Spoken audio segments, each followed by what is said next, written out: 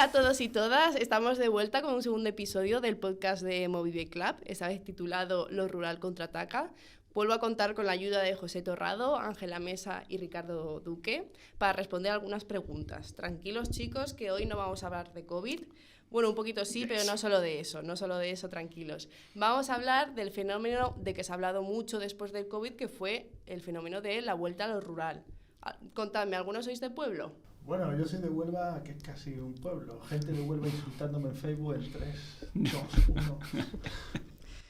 Yo soy de Granada capital, o sea, soy urbanita, pero periférica, porque soy de barrio, de La Chana. Yo sí, bueno, yo nací en Jaén capital, pero me he criado en un pueblo, ya lo cuento mucho en clase, de 150 habitantes, así que Campo Redondo, tierra de... Allí adquirí estas habilidades sociales y comunicativas. Sí, claro.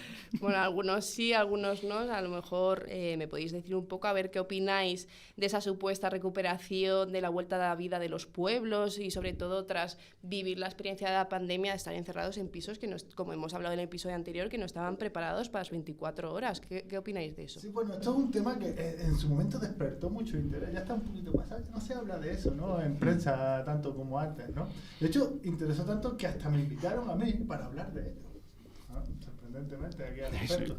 En un evento que tuvo lugar en Tudela, un saludo a Sergio Andrés, que fue el que me invitó como ponente. Y en ese evento era un seminario sobre ciudades medias y pequeñas y sobre esta historia, ¿no?, de la recuperación. Y allí precisamente conocí a la presentadora aquí presente. Exactamente. Gracias a ese congreso me habéis sacado de la tasa de desempleo juvenil, básicamente. Todo por España. Pero bueno, volviendo al tema, a ver, un poco los conceptos de éxodo inmobiliario, la nueva normalidad rural, congregan muchos titulares de medios de comunicación para hablar de la movilidad post-COVID, pero no se llega a saber si este relato es de verdad, si es una narrativa acertada, se fueron o no se fueron al campo la gente, han resurgido los pueblos. ¿Qué opináis? Bueno, como que claro que resurgen los pueblos, y hasta ha vuelto el Grand Prix del verano. O sea, hasta ese punto han resurgido. Bueno, más seriamente, en realidad hicimos un trabajo sobre esto, o sea que te puedo hablar con datos. Lo que ocurrió es que aparentemente hubo una vuelta al pueblo, pero en realidad lo que pasó es que la gente que se marcha de los pueblos hacia las grandes ciudades dejó de marcharse durante el periodo de la COVID. Así que el efecto, aunque nos puede parecer que era una vuelta rural, era una detención del masivo éxodo rural hacia lo urbano que todavía se sigue produciendo. Y luego, aparte, otra matización. Cuando hablamos de vuelta a los pueblos, cuidado, porque más que al rural muy, muy remoto, lo que se vio es un aumento de la suburbanización. Es decir, la gente se marcha a lo urbano, pero a lo urbano periférico. Incluso unas periferias, lo que ocurre es que son unas periferias ya tan lejanas, especialmente en ciudades como Madrid o Barcelona, que claro, ya no se considera, se sale de los límites de las delimitaciones anteriores de áreas metropolitanas, pero eso es que la ciudad sigue expandiéndose. No es que vuelva a lo rural, sino que la ciudad es cada vez más extensa. Bueno, esto lo contamos un poco más en detalle, quien le interese lo puede leer en un capítulo de libro que han editado unos compañeros de la Universidad de Sevilla. Y bueno, y lo han trabajado, no somos los únicos, la verdad es que hay varios trabajos muy buenos sobre esto que han hecho otros compañeros, ¿no? Sí, un saludo de aquí a Miguel González Leonardo, que seguro que nos está escuchando desde México. Audiencia internacional, por supuesto. En fin, la conclusión que nosotros sacamos con los datos que hemos hablado es que más que un cambio de tendencia y un retorno a lo rural, que nos ha venido muy bien para el título, pero realmente lo que hubo fue un cambio coyuntural. Durante un tiempo se detuvieron las cosas, pero en buena medida lo que hemos visto después es una corrección y una vuelta de las aguas, digamos, a su curso habitual. El vaciamiento de lo rural y la expansión urbana. En Movicra también habéis colaborado con otras universidades y más particularmente este artículo lo hicisteis con vuestro colega Rogan Arundel de la Universidad de Ámsterdam, con el que habéis trabajado durante 2 años por lo menos, que por cierto tenemos un vídeo que nos manda un saludo para este podcast. Vamos a verlo. Hola, ¿qué tal estáis? Un saludo de Ámsterdam. Qué majo, Rogan.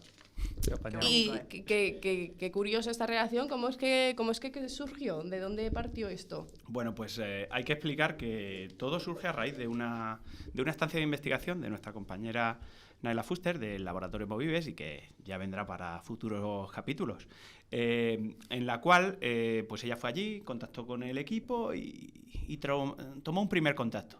Y luego después es Rowan el que nos contacta a nosotros porque quiere hacer un estudio comparativo para un proyecto que le financió y finalmente está llevando a cabo, financiado por los Países Bajos, en el que comparaba su propio país, Países Bajos, con España y con el Reino Unido. Entonces nos contactaba para hacer la parte más referente a España. Inicialmente con Naila, después con Isa Palomares, que también ya la conoceréis, después conmigo y con José Torrado, que bueno, pues ahora hemos estado trabajando bastante en su proyecto. Él ha entrado en los nuestros, es parte del equipo de Movicra, o sea que podía estar aquí perfectamente, si no fue porque le pilla un poco lejos. Y bueno, estamos en una línea de colaboración con él.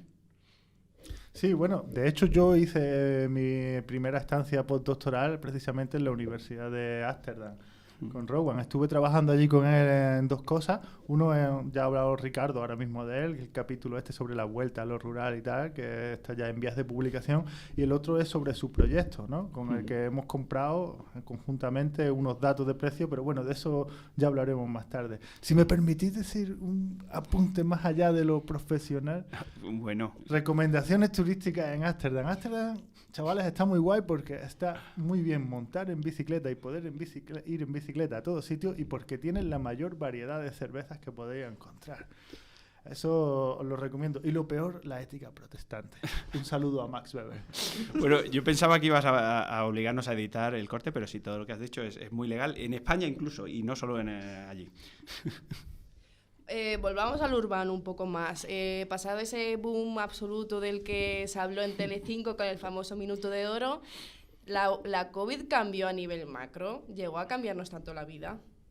Bueno, yo creo que el efecto de la COVID con respecto al urbano fue muy fuerte durante un par de años, pero la inercia de la estructura urbana lo es aún más. Por lo tanto, ha ido corrigiendo, ¿no?, ese cambio de tendencia. Por tanto, las ciudades ahora mismo siguen en una tendencia expansiva, pero de eso verdaderamente el que sabe es José Torrado. Bueno, saber, solo le eché 4 años de mi vida a escribir una tesis sobre el tema, pero...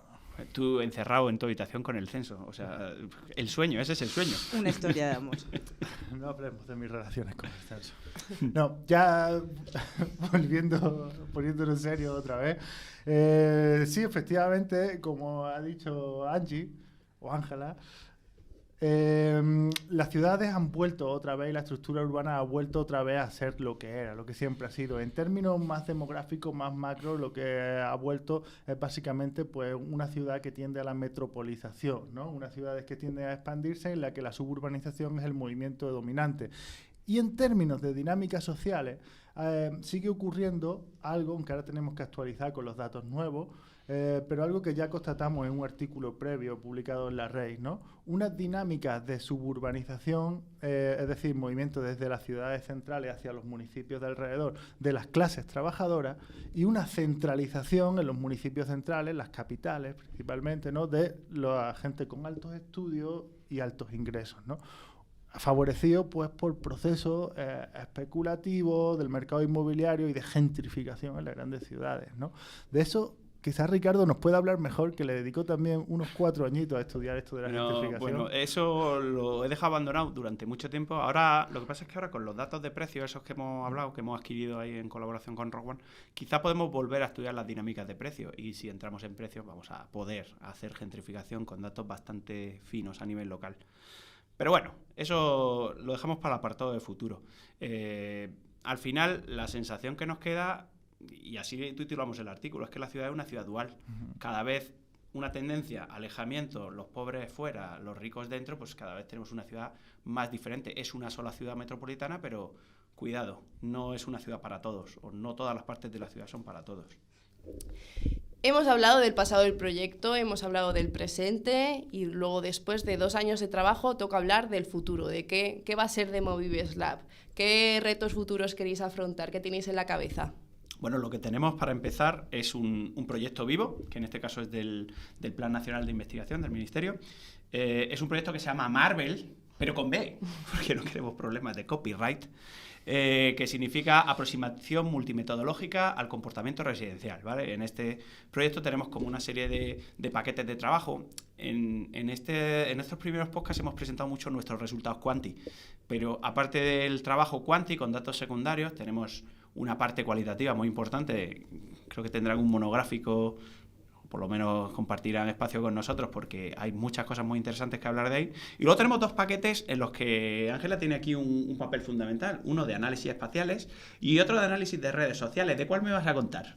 Bueno, sobre este segundo quiero exponer públicamente lo siguiente. Ahora mismo estamos en vías de publicación de un artículo que todavía recoge los últimos temas COVID, ¿no? En este caso hablamos de cómo los balcones se volvieron otro privilegio, al igual que los perros, durante el confinamiento, y cómo de alguna manera, parcialmente, según lo que hemos estado viendo, sustituyeron al espacio público durante ese tiempo. Esto lo hicimos con un análisis del discurso sobre los balcones en Twitter, en la red social Twitter, y nos gustaría seguir con esta línea de investigación de publicaciones en redes sociales, pero precisamente Twitter, que es la que más se prestaba a ello, ahora se ha vuelto mucho más difícil porque mi querido Elon Musk ha acabado con el acceso académico y nos ha dejado a millones de investigadores, bueno, miles o al menos cientos de miles de investigadores sin una fuente de datos como es Twitter. Así que nada, un saludo, Elon, a ti y a tus antepasados esclavistas. Muchos saludos están viendo. Ahora toca pagar, ¿no? Ahora toca pagar. Pero bueno. Tanto a ti, José, ¿qué tienes en la cabeza tú? Pues bueno, yo he estado dándole vueltas a un par de ideas que creo que pueden ser importantes líneas futuras para presentar a proyectos, ¿no? Están relacionadas las dos con el tema del alquiler, ¿no? Por un lado, y como hemos dicho en el capítulo anterior del podcast, pues estudiar las condiciones residenciales de los estudiantes, ¿no? Porque es una cuestión que clama bastante al cielo. Los estudiantes en ciudades como Granada, que tenemos una población, creo, flotante de 70.000 estudiantes más o menos, Casi. marcan en gran medida el mercado inmobiliario y las dinámicas del mercado de viviendas. ¿Y cómo son esas viviendas? Bueno, tenemos ciertas hipótesis porque creo que todos hemos sido estudiantes, ¿no? Aquí en Granada concretamente alquilando, creo que 2 de nosotros, y bueno, ¿cómo son esos pisos? Bueno, ¿y cómo son esos dueños? Entonces creo que eso es una línea interesante. Y la otra respecto al mercado de alquiler tiene que ver con los caseros, ¿no? Que es una realidad. Los landlords, sí que hay alguna literatura sobre esto en inglés, ¿no? Pero en español hay poquísima porque es una realidad un poco oculta y estaría bien pues también escuchar su perspectiva, creo que de una perspectiva cualitativa, con grupos de discusión que opinan sobre ellos, ¿no? Y también estudiarlo cuantitativamente. Hay algunas bases de datos en nuestro sistema estadístico que nos permite identificarlo, ¿no? Y ver quiénes son, ¿no? Y por ahí van más o menos los tiros. Y bueno, ya fuera de estos proyectos que tengo en la cabeza y que me gustaría materializar, también estamos trabajando en una encuesta muy interesante que ya se ha implementado sobre movilidad en el área metropolitana de Granada, sobre espacios de vida vividos más bien en el área metropolitana de Granada. No sé si Ricardo quiere comentar. No, yo no. De esto tendrá que hablar Julia, que es la que tiene todavía pesadillas por la cantidad de turnos que se comió de...